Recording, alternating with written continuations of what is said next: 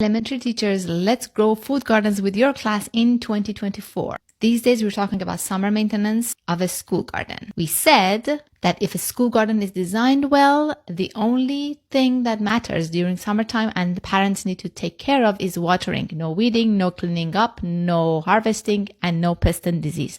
And today I want to talk to you about pest and disease. How do we design a school garden so that it reduces the chances of pest and disease significantly? There are 4 items that you need to have in mind. Number 1, and one of the most important things, dense companion planting. One of the biggest mistakes I see teachers make is they segregate their plants. They dedicate a patch to tomatoes and another patch to another plant and so on and so forth. Instead, you have to actually combine them together and make sure that every bed has at least one marigold and a few other herbs.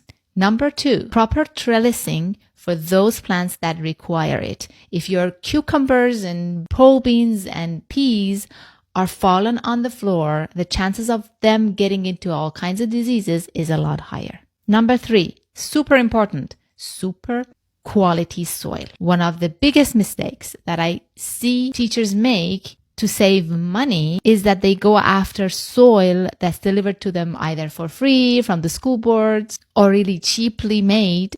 And the soil is super important. If your soil is not good quality, your plants are going to be weak and they're going to get into all kinds of pest and disease a lot easier. Plus, they're not going to grow as well.